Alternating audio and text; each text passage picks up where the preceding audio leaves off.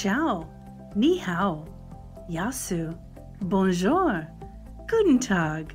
My name is Lydia, and I'm your host of the Global Travel Junkie podcast, where we'll discover new luxury destinations and experiences together. So let's get started and meet today's guest. Hello, everyone. It's Lydia with the Global Travel Junkie podcast and YouTube channel. And today I'm excited to bring back one of our returning guests. I'm sitting here today with Fernando Diez. Hi, Fernando. Hi, Lydia. Great to be back. Yeah, so I'm so glad. I'm excited about our topic. So if any of y'all have been listening to my channel, you might remember Fernando. He's with Quasar Expeditions, and we had a whole podcast about the Galapagos first, and then we did Patagonia, and they were so fun. And I asked Fernando if he would come back and like really drill into the topic of ecotourism and being sustainable and responsible to Mother Earth. So today, that's what we're going to talk about. And we're hoping from this podcast that we inspire others to consider being more mindful when they're choosing how they're going to travel and what's the impact that they're going to leave through their travel decisions. So I'm not going to talk much more. I want Fernando to introduce the Quasar Expeditions himself, and also we're going to dive into a few basic definitions after that. So go ahead, Fernando. Great. Thank you, Lydia. Well, for those of you who don't know me, my name is Fernando Diez. I am the Director of Marketing at Quasar Expeditions, which is a family-owned high-end adventure travel company based in Ecuador and in Chile. It's family-owned, started by my two parents back in 1986. We are second generation in this business. And when I say we, I have two other brothers, both in the business as well. And, you know, we've lived and breathed tourism for as long as we can remember. We've been attached to the Galapagos, to Ecuador, and then myself personally, I moved down to Chile in 2011, got to know Patagonia, the region, and been very attached and try to really implement the same sort of like travel philosophy and the same sort of responsible travel that we offer in Galapagos in Patagonia. So that's what we've been doing for the last 37 years. And we've seen the change happen. You know, we've seen the change that tourism brings in these destinations. My two parents started Quasar because they wanted to show Galapagos to the world. And they knew that it was through tourism that these islands could be preserved, right? So you might think, you know, the way to preserve these islands, well, yes, the best way is to leave them alone and not even, you know, mind them. Nobody visit the Galapagos and just this jewel floating in the Pacific, right? But that wasn't going to happen. And the second best alternative is to bring travelers, educate them on what's happening in Galapagos, show them this precious ecosystem that has been untouched for so long, and have really tourism take care of the islands. And that's really what has happened since we started, since 1986.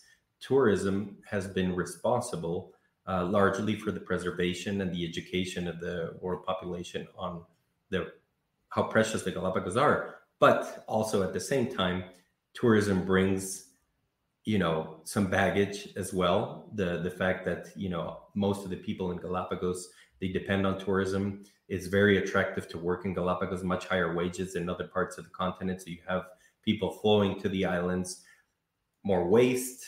Galapagos does not have potable water. You have all these people generating waste. What do you do? Because there aren't recycling centers in the Galapagos. So there's a fine balance, and there's a real role that travel companies have to play today, not only in the Galapagos, but everywhere, to preserve these destinations. You know, before it was, I would say, like an optional thing.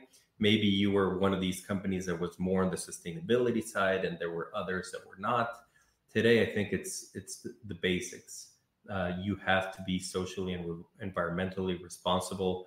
And you said something very interesting at the very beginning, Lydia, that it's in the end, it's up to the travelers, the people who invest their dollars to educate themselves on who they're traveling with and make sure the companies that they choose are responsible, that their dollars go a longer way. And, that's what we're here to talk about today, tell you a little bit about what Quasar is doing and hopefully, set some standards for what sustainable and eco travel should be, not only in Latin America, but everywhere in the world.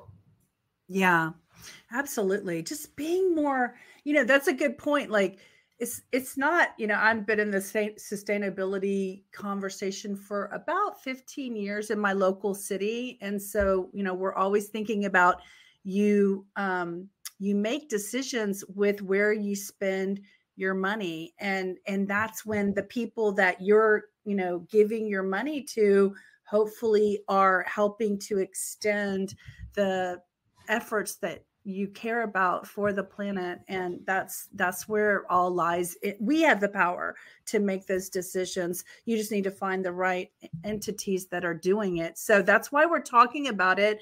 Not only does Quasar do it, but I think that you're a good person to have this dialogue with, because it's been so important to y'all's mission for so long that you have a lot of history with that. So with that said, can we just get a baseline? Let's talk about what is ecotourism. How is it considered as, defined? I mean, you and I both can add to that. And then let's talk about what does that mean from a sustainability for anyone who may not be in this conversation of sustainability. And then we'll dive into what Quasar is doing to give examples of how companies can make choices. Perfect. Yeah. So as far as I'm aware, the term ecotourism refers mainly to being the ecological part of business, right?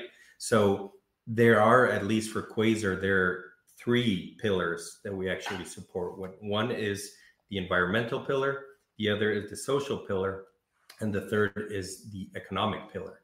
And when you combine these three, this is where you can really drive a solid, sustainable initiative.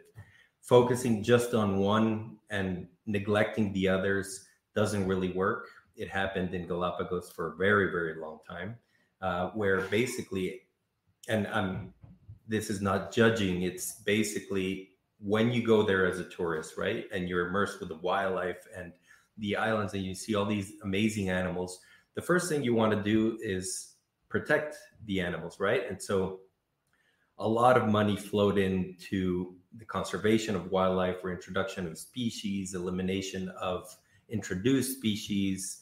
That part remains until today probably the strongest area in Galapagos. But you also have that other pillar, the social pillar. What about all these people that live in Galapagos, that work in the tourism industry? What about the waste that is generated? What about the living conditions? Galapagos has a huge problem with domestic abuse, believe it or not, but that is something that the average traveler doesn't see. However, as the companies involved there, and with our offices and our team living in the Galapagos, we realize that that's an area where we have to focus on as well.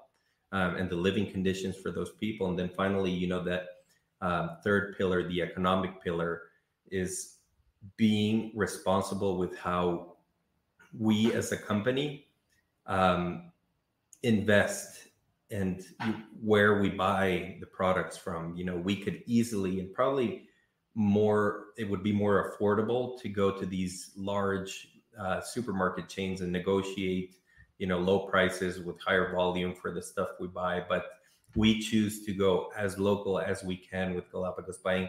If it's available in Galapagos, we buy it there, probably for twice the price from the mainland. But it's our responsibility to do that, right? And so when you align those three pillars, when you have projects, Oh, looks like he'll pop on here in a second. looks like something happened with his internet and he's going to pop back on here really quickly. So I want to thank you all for caring about the planet like we do. And that's why we're having this conversation so that more people will be aware of what is required when you are thinking about your travel selection. So, for instance, in a previous podcast with Fernando, he was explaining how there are ships that have, like 500 people that can tour the Galapagos. And that just ends up being like too many people at one time, exiting onto here he comes, exiting onto the islands and trampling all over the land. And so, somebody like Quasar is a 16 or so room yacht. And I think the most people that I remember that can be on their boats are like 32 people. So it's just a much more ecological way of traveling to the Galapagos. So when you popped off, Fernando, and let me move you back over here. When you popped off, I just shared I knew you were coming back on, and I just shared with the audience that we appreciate that they're willing to listen to this conversation. And what I just started to explain how you had explained to me about, a big boat that can go to the Galapagos that has hundreds of people coming off the ship and trampling all over the islands. And so choosing someone like, the smaller yacht with 32 people coming on board is, one way of helping to be sustainable when you choose to go visit the Galapagos. So that's all. I was just buying time till you could come back onto the call. Did your internet just drop? I have no idea. I apologize, but it didn't seem like it was an internet issue. I don't know. It's okay. I mean, things happen, and we're just going to roll with it because our listeners, are kind and compassionate, and I filled in the space. Your point was, it's very good. The cruising industry, it's all about economies of scale. You see those 3,000 passenger ships, cruising around the world because they're extremely, extremely profitable, right? The cost of operating a 1,000 passenger versus a 3,000 passenger ship are not very different, but of course you get all the revenues, right? But then what the other side of the coin is, what's the impact of those 3,000 passengers in a place like Venice, for example, right? And the same thing happens in Galapagos, where you have these 100 passenger ships that today are, for the most part, owned by international cruise companies. So, Silver Sea, Celebrity, their model obviously relies on bigger ships. These are their quote unquote intimate ships, right? But an intimate ship in Galapagos is really what Quasar offers, 16 or 32 guests, because, disembarking 100 visitors on one site that they're very fragile in Galapagos is very different from disembarking with only 16 or 32 guests. The amount of waste produced by all the crew to serve 100 guests, makes a difference. So again, when you choose to travel with small, in small yachts, you're obviously creating a lighter footprint because of the number of guests you travel with, but also most of the small ships in Galapagos and the intimate yachts are owned by local companies. So taxes are being paid locally. It's all, a circular economy. So you're being more responsible in that respect as well. Yeah. And you know what? I feel like we kind of already defined sustainability when you were explaining the pillars. I feel like that kind of basically defines what is sustainability. And I'll just say from my perspective, and I've kind of mentioned this, it's being mindful about the impact that you make in whatever you're doing. In my background, I was part of the greenest restaurant in the USA. And that meant we did 400 things to, mitigate the impact that the restaurant industry makes on the planet. And actually, it's the dirtiest contributor to landfill waste is all those single-use plastics that every little ketchup bag or every little container of mustard or like every fork, every, container of to-go food, it's like such a contributor to waste. And so when you can be more mindful about how you do your business, we paid more money for the eco containers and not the styrofoam ones because the styrofoam ones don't, biodegrade. So just when you were talking about how y'all pay more for things in order to be more ecological and sustainable, we did too. And it hurt the pocketbook, but actually, to be honest with you, we were a very financially successful restaurant because there are more people out there that care about that than you realize. And so it's just, Yes. this is the message we want to get out, is that there are ways to live your values when you're traveling and choosing a mindfulness of the planet, like with the Quasar expedition, whether it's Patagonia or the Galapagos, which we'll talk about in our examples, is a great way to, live your values while you're traveling. 100%, Lydia. And we're happy to see people asking more and more. It's like, so let me know, what are you doing to, protect the Galapagos? Like, where does my money go in the end? And if you ask that question right there, you're a great fit for Quasar, because we want that kind of traveler. We want the travelers that, don't come to our destinations and just to check them off the list, but they become ambassadors or evangelists for these destinations, and they spread the word. They spread the word on good companies, on the positive impact that's being made. They donate to the right projects. Coming to on a trip at Quasar, part of the profits go to these projects that we'll talk about in a little bit. But also, in the end, Quasar matches that. Wow. The any donations made by guests after the fact are matched by Quasar. And so not Wow. only do the profits of your trip contribute, but if there's a specific project, some people are really touched, for example, by what we do with the school for the children with special needs in Galapagos, or maybe some are touched by what the project of the Galapagos whale shark. And depending on their interest, they will donate money, and then Quasar matches that in the end. So if our guests contribute, we're happy to do that too. That is a win-win for everybody. And in the end, the organizations that we work with are extremely happy to work with us. We are with them, and they're protecting this place that is, what allows us to have a business. So it's like paying a little rent, right, for these wonderful That's places that we visit. fascinating. I'm so impressed. I didn't even know that. That is so fascinating. I'm so glad we're having this conversation.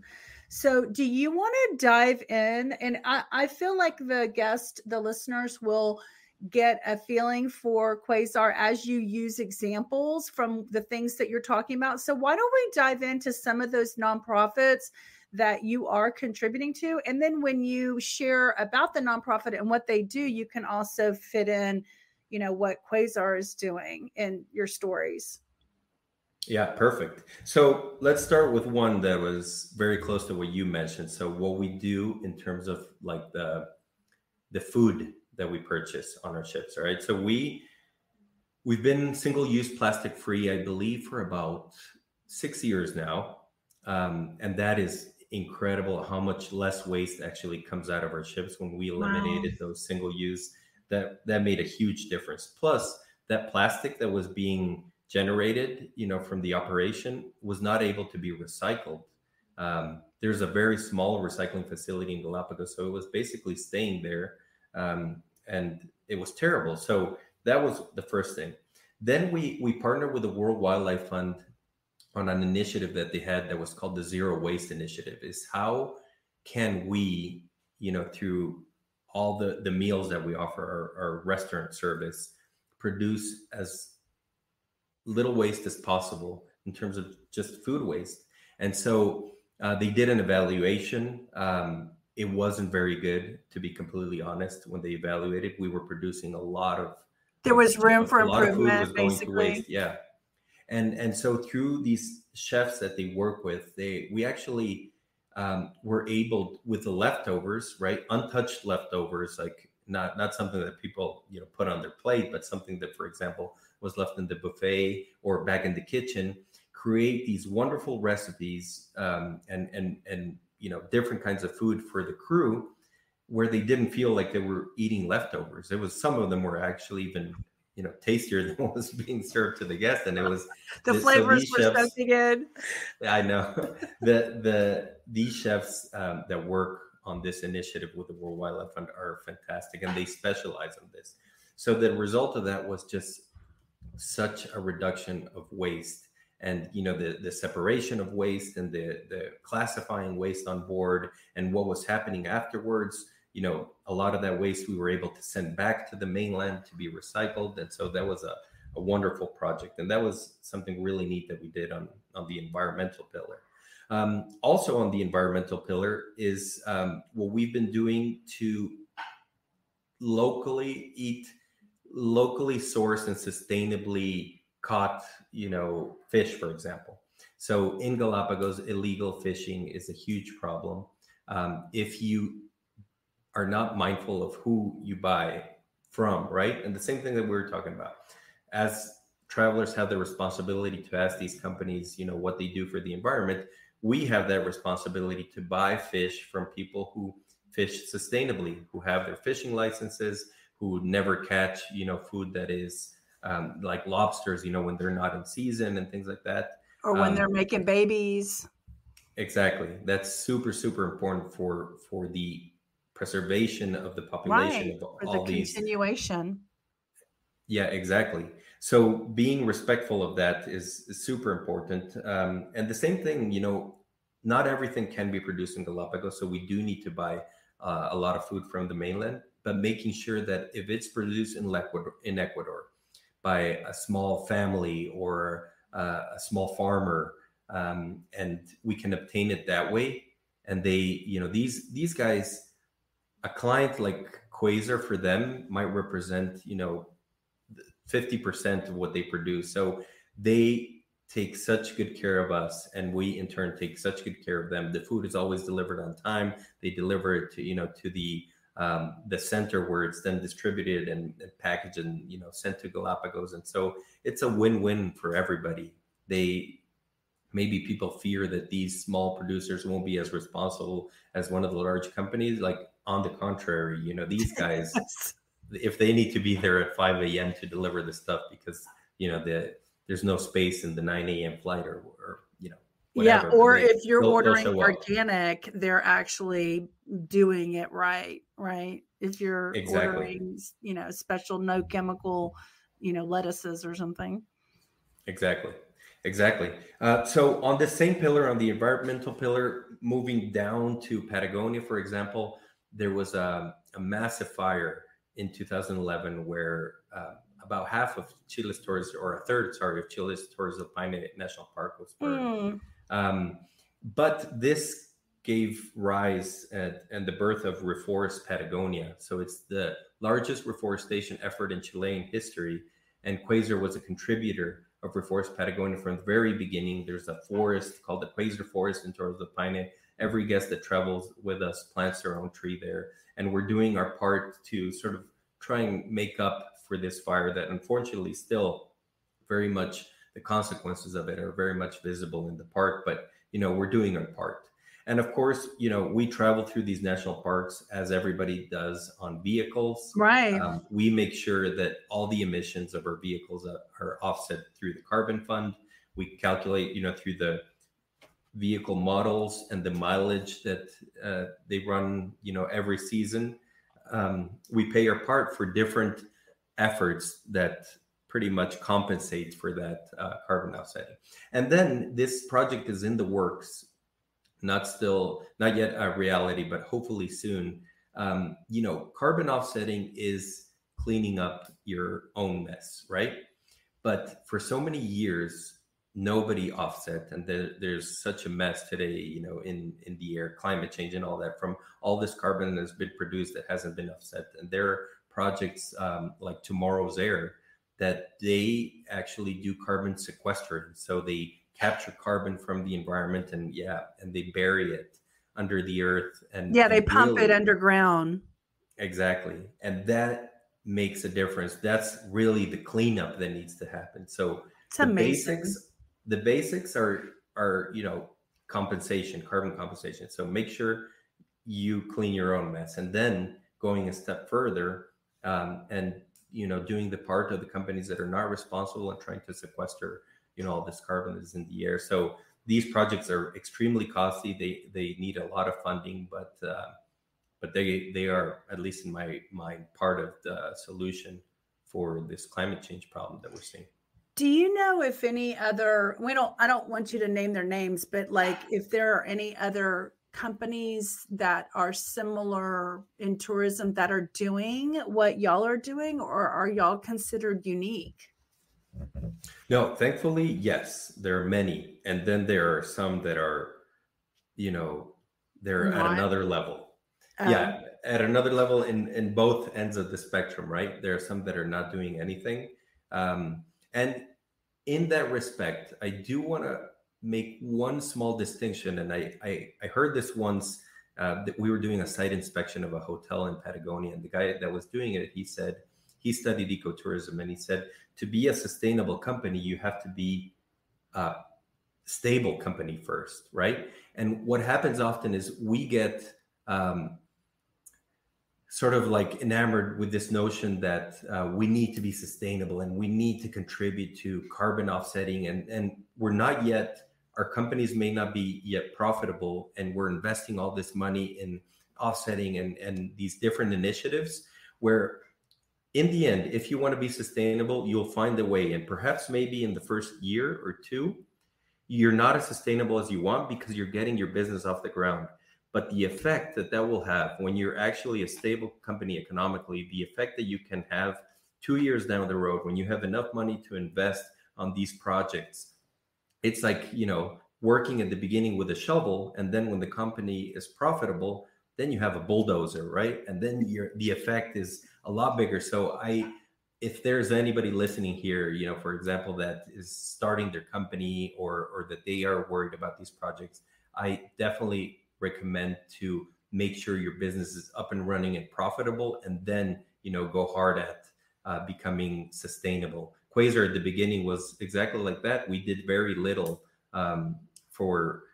to support.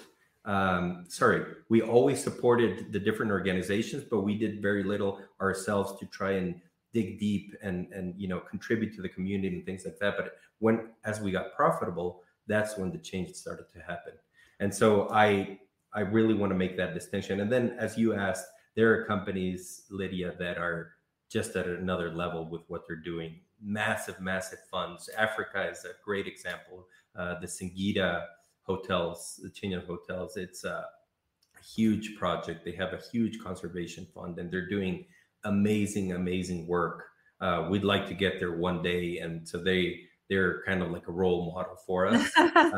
But they exist at all levels, and you just have to start somewhere, right? And the point of this particular episode is just that we want to bring it front of mind for people. We want people to make this a consideration when they're making a decision, and it doesn't necessarily have to be a particular company. Just choose a company that is being good to Mother Earth and the climate and the impact that they're making on the tourism that they are doing.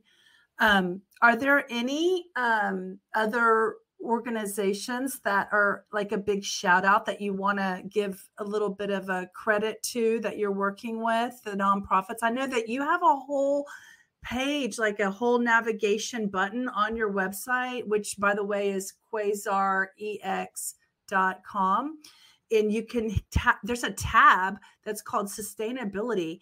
You're not just a little paragraph like, oh, we're sustainable and we do XYZ.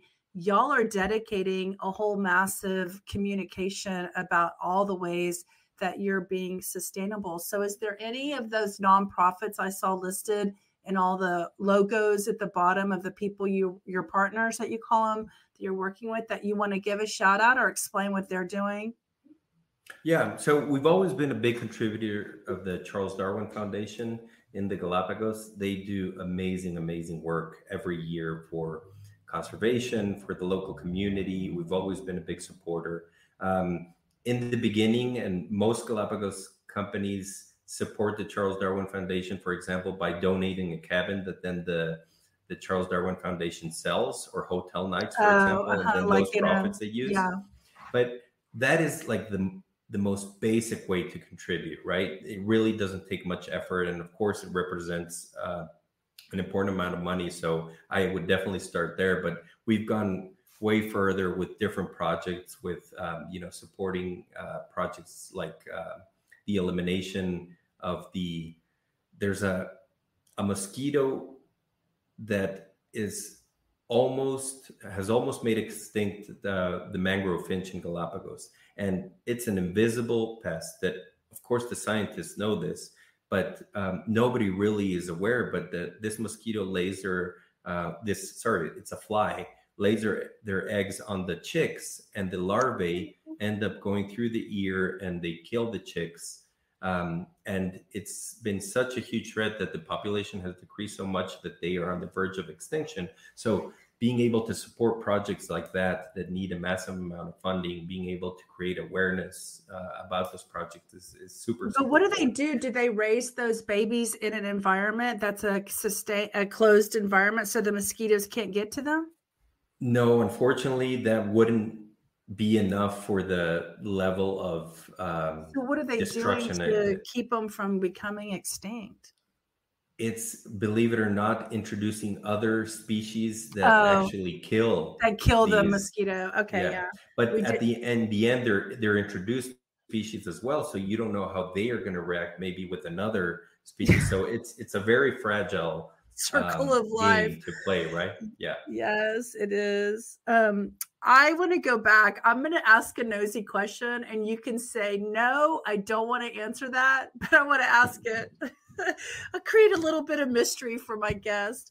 I try to ask the questions that people are wondering about. So if a room gets donated for a fundraiser, about how much does one room get auctioned off for and raise for what's the value that can raise when you give a room away for? Is that a 14-day room or a 7-day room? Yes. So normally, for example, when we donate a room, the normal rate I'm going to give you like an average. All right. So it would be like $16,000 for the room for the week. So about $8,000 per person. Mm-hmm. Normally in auctions, they go for a little bit less than that, right? Because otherwise the people could just buy it. But sometimes in these auctions, you have these bidding wars. And, I believe it was like 5 or 6 years ago, there was a bidding war for the Grace Kelly suite on one of our yachts. Oh, cool. Yeah. All the way to $250, believe it or not. So wait, hold on. Nonprofit, $250,000? Yeah. Wow. So the nonprofit that we had donated the room to came back to us ecstatic that they had sold the room for $250,000. Oh my God. You had the right people in that room. Yeah, exactly. And it was two people that had plenty of money, and they knew in the end where the money was going. So it was, and there was like an ego thing happening there. And it worked really, really well. So it depends. It depends on the audience. But in general, for example, like a donation face value of like $16,000 normally would sell for around like 12 or 13. Okay, good. Well, that's a great contribution. Yeah. Like for the Charles Darwin Foundation, it might be, half a year's salary for some of their more basic employees. So it definitely helps. That's awesome. Okay, so final request for shout outs. Anybody else you want to mention? Any other nonprofits that are doing sustainable things or describing what they do to be sustainable? I'd like, well, bef- I'll do a shout out of one of more of these, which is the Galapagos Whale Shark Project. This is an amazing project. It was actually one of our former guides, together with his daughter and a whole team. They have a project where they monitor the migration patterns and the health of Galapagos whale sharks in the Galapagos Marine Reserve. And they did I believe it was the first ultrasound of whale shark together with a Japanese team. What? And because it's females that are traveling, they wanted to know exactly how far along one of these females was, and they did the first ultrasound project. Uh-huh. They're actually using AI to match spots Wow. and really determine if they're seeing the same whale shark, if it's a different one, if it isn't tagged, of course. If it is tagged, of course they know where it is, where it has gone. Unfortunately, during COVID, when we had that invasion of the Chinese fishing fleet that invaded the Galapagos Marine Reserve and went there illegally, I'm going to lie about the speed, for example, but let's say a whale shark travels at 8 knots or something like that. They recorded it traveling at around 16 or 12 or 14, which indicated that it was fish brought up on a ship and then the carried transponder off. was discarded. Yeah. So this whale shark that they had monitored for a long time, they know for a fact that it was illegally fished by this fleet in the Galapagos, and oh my God, and sold. The fins were sold. They did that while everybody was like home in COVID times and not Yes, protecting exactly. the waters. Unfortunately, what one of the sad parts about COVID in the Galapagos is, all these cruises and yachts that are circling the archipelago every day, they serve also as a way to monitor illegal boats coming into the reserve. So there was nobody to do that. The Ecuadorian Navy did not have the funds to go out to the northern islands where the whale sharks are. And that's where the fleet, illegally fished that whale shark. Who knows how many more? Plus, all those massive schools of hammerheads that are in Galapagos. So that was a very sad thing. Are they doing anything with them, or are they just catching them and going, oh, we got the wrong thing? Were they trying to get a whale shark? I don't know if they were specifically trying to, but they'll take one. But they'll take one. They do actively go after whale sharks. I don't know if in this specific case, if they were in that part of the Galapagos, they were for sure trying to fish, the big schools of Galapagos hammerheads, to sell the fins for shark fin soup. Oh my God. And maybe, the whale shark was caught in the net. We don't know exactly. Or maybe, whale sharks, when they're in Wolf and Darwin Island, they're at a very low depth. Shallow. And they basically almost surface. So they're fish, they don't need to breathe, but they're very shallow. So you can actually see them. They could have, been shot. I don't know. But the thing maybe is, they were being chased, evidence, by the Navy, the boats. Yeah.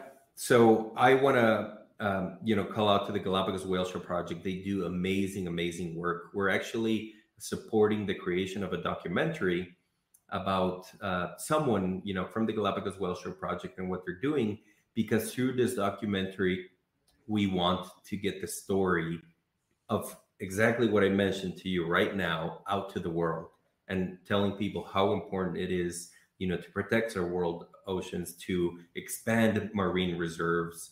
The expansion of marine reserves is a political thing. Laws have to be passed for this. And thankfully, Ecuador has been amazing at this, to the point that the marine corridor that joins sort of like the Cocos Marine Reserve in Costa Rica, which is also a sanctuary for sharks, and Galapagos, those two marine reserves have a corridor where these are international waters that can legally be fished. And the expansion of the Galapagos Marine Reserve reduced that corridor so much that the migration routes of most of these sharks and whale sharks are now protected. So this means you Wow, can't fish there anymore. that's And that's great. legislation, that's politics. So these organizations, they not only dedicate themselves to science, they have They're to, lobbying. be on the political, all the time. That's awesome. Oh my gosh, you know what I want to do? I want to have you get me their links to anyone who wants to donate to these funds in your description so people can just automatically click on a link and go make a donation to this message that we're giving, that we're spontaneously, talking about, because it definitely wasn't, I don't use scripts, and this wasn't part of a specific plan. I'm just glad you mentioned it. That would be So wonderful. yeah, yeah. Oh God, I would love that. And so, I mean, I want to do whatever I can in my part. So, okay. So I know we talked about like a 30-minute, episode. So we'll kind of wrap it up.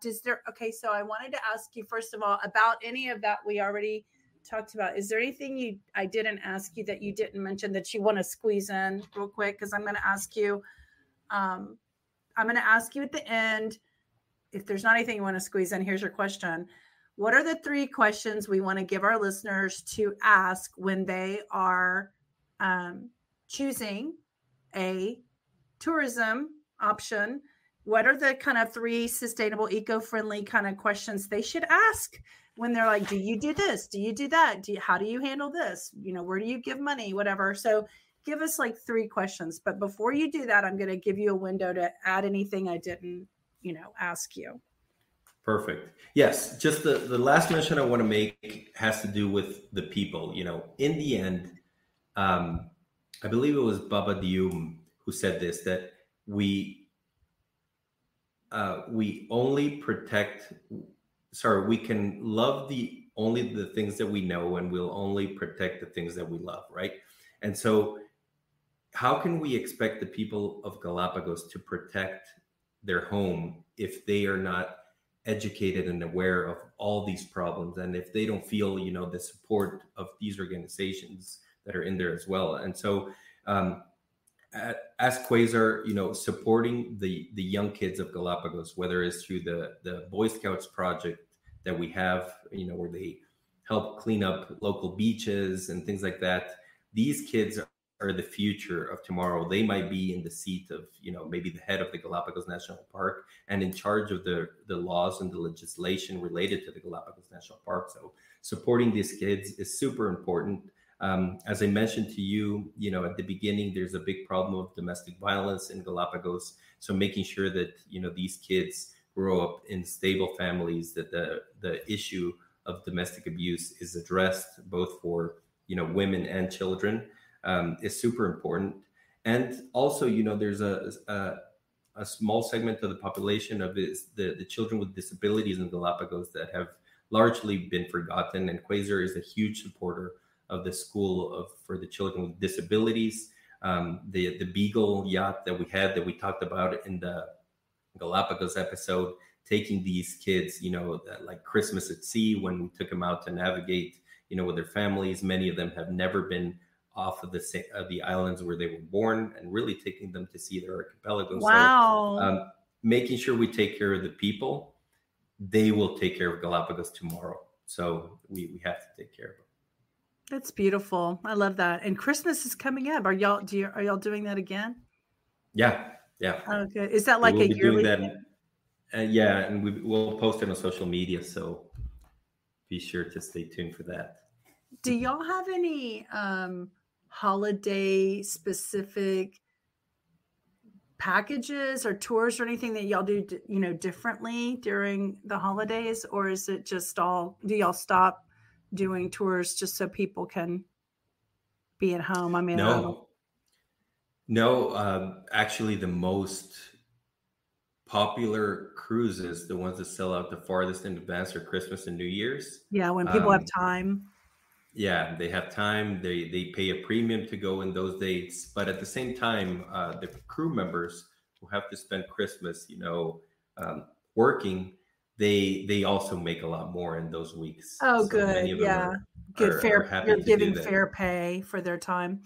Exactly. Yeah. Okay, so this is not a financial question, so I'm not asking for a number, but you just made me think of a question. You said they pay like a premium during that time.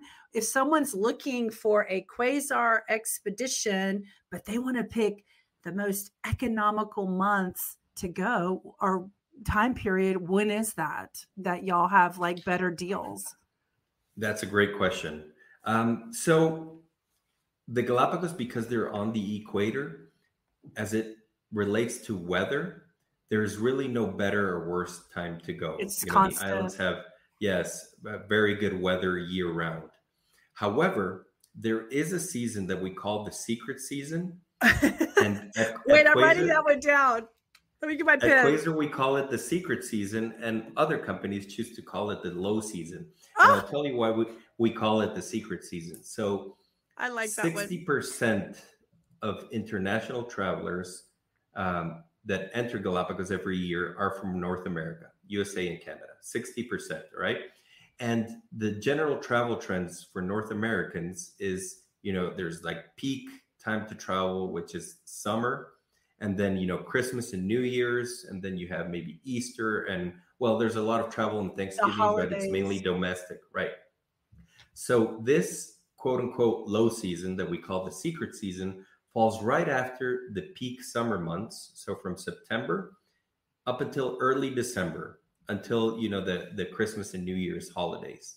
What happens there is that you have amazing weather. You have probably the best snorkeling of all year. That for me is the favorite activity. So that your chances of playing with sea lions in the water, seeing marine iguanas feeding underwater, swimming with penguins, with sea turtles, that's guaranteed at this time of the year.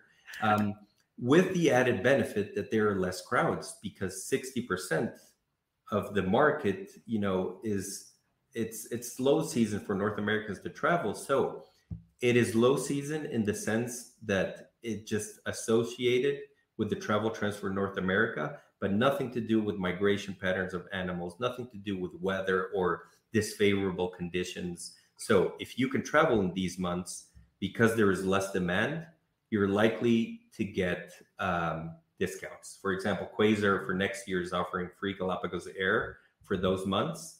And it's a fantastic time to go.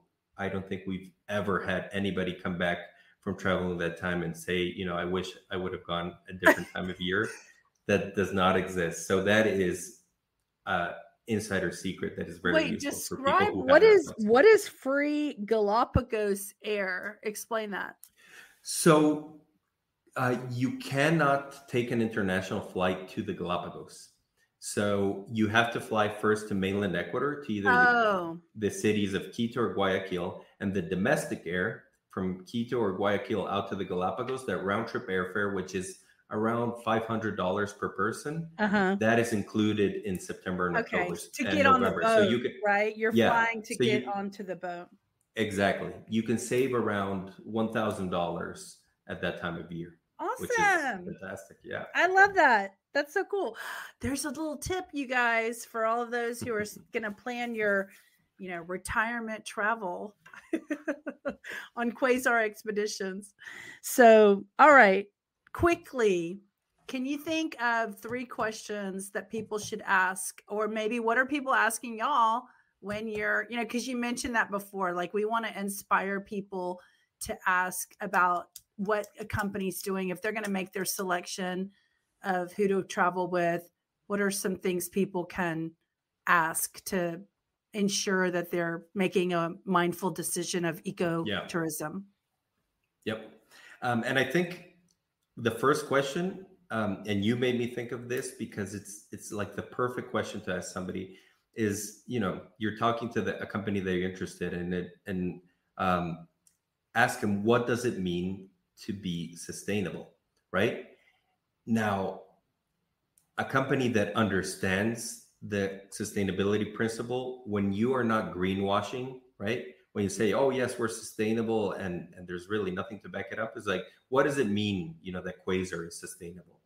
And our sales team knows exactly, what we do. They can name all these projects. This is not marketing information that I have to try to, market this out and sell it. This is ingrained from top to bottom in our company. Everybody knows the projects that we're involved with. So I honestly think that if a company is true to themselves, and they are honestly and responsibly supporting, whether it's the environment, the economy, or the society where they work, they will be able to tell you what it means to be sustainable in that destination. So they will probably give you a list of the things that they do. Yeah.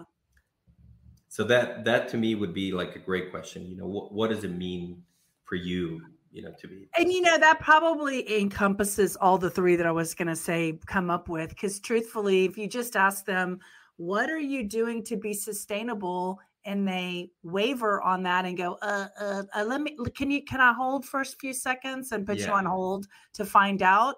There's your answer. Yes. And exactly. And when they name an organization, okay, and what do they do? Right. Right.